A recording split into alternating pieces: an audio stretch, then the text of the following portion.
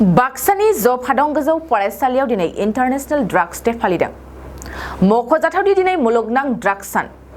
बे सानखौ बुहुमनि गुबुन गुबुन जायगायाव फालिनाय बादिनो बाक्सानि जफादं गोजौ फरायसालियावबो फालिनायखौ नुनो मोन्दों। State anti drugs and prohibition council आसामनि बानजायनायाव इन्टारनेशनेल ड्राग्स डे सानजों लोब्बा लानानै ड्राग्सनि हेंथायै जफादं गोजौ फरायसालिनि गाहाय फोरोंगिरि बिरेन बर'नि आफाद दैदेननाय फरायसाफोरखौ लानानै गुवारै सांग्रांथि मेल लाफानाय जादों। दिनैनि बे इन्टारनेशनेल ड्राग्स डे सान फालिनाय हाबाफारियाव गाहाय आलासि महरै बाहागो लाफैयो बाक्सा जिल्लानि स्टेट प्रहिबिशन काउन्सिलनि जनेल अर्गानाइजार निलुद रामसियारिया। जनेल अर्गानाइजार निलुद रामसियारि बिथाङा लोगोसे आलासि महरैबो बाहागो लाबावो बड'लेण्ड बुब्लि खौरां बिजोंनि खौरांगिरि दिबाजुराम गयारिया। लोगोसेनो जफादं गोजौ फरायसालिनिनो आखान्थि फोरोंगिरिफोरखौबो बाहागो लानायखौ नुनो मोनो आरो दिनैनि बे हाबाफारियाव लाइमोनफोरखौ सांग्रांथि होयो निसा मुवा ड्राग्स जौ सेरेबनि जानगार थानांगौनि थाखाय।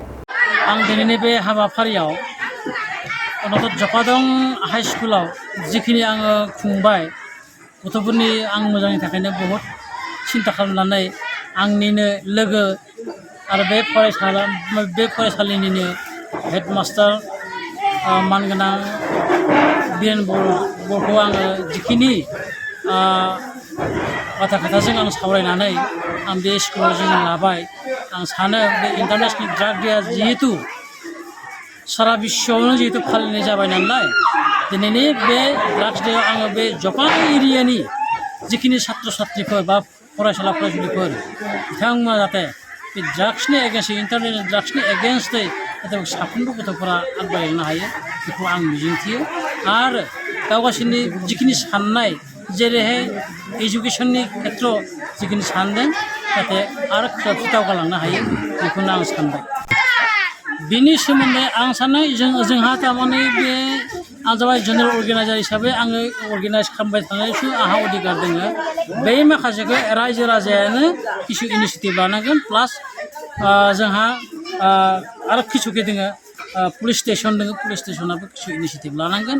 रायजो राजायानो किसुमान नुनायफोरखौ बा ड्राग्स माने जानायफोरखौ माने पुलिस स्टेसनाव जनायनांगोन आरो रायजो राजानि गेजेरजोंनो बेखौ खास्थिमुलक हिसाबै परिहार खालामनांगोन। खारन जोंहा मात्र जोंहा मोनसे राइटल'सो दङ मा जोङो एवारनेसल'सो होनांगौ बेखौनो आरो जिखिनि पुलिसनि गेजेरजों जिखिनि बेबायदि माबा मा होनना बुङो जिखिनि सिन्था धारनानि गेजेरजों जे खालामगोन रायजो राजायाबो खहाय होनानै बिथांमोनखौ बा बै ड्राग्स जानाय गथ'फोरखौ जाहाथे मोजां लामाखौ लाना फैनो हायो बेखौनो आं मिजिंथियो।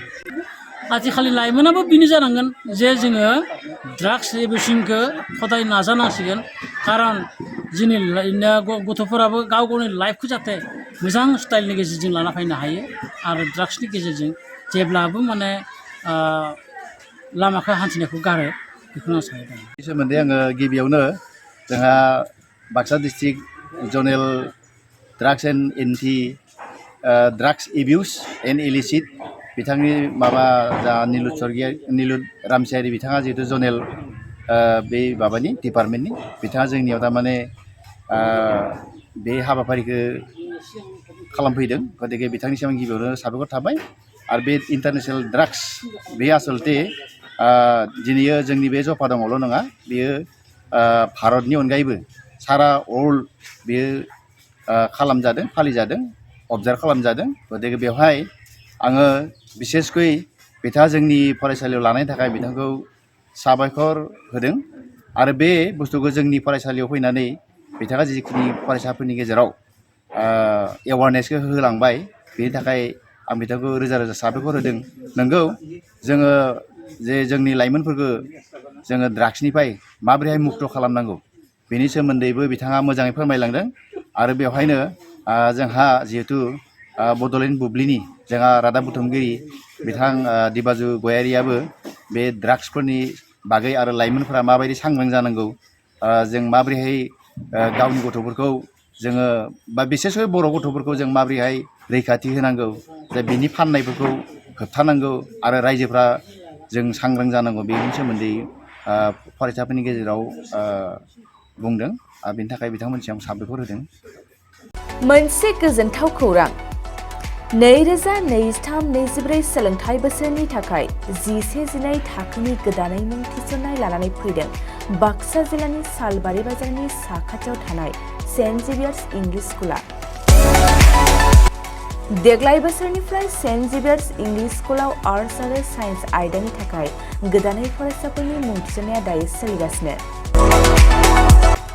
बे फरायसालियाव मुं थिसननाया बेसेन नाङै जागोन आरो डेभेलपमेन्ट फिसा 1000, दानफ्रोमबो टिउसन फिसा 1500 रांखौ फरायसानिफ्राय लानाय जागोन।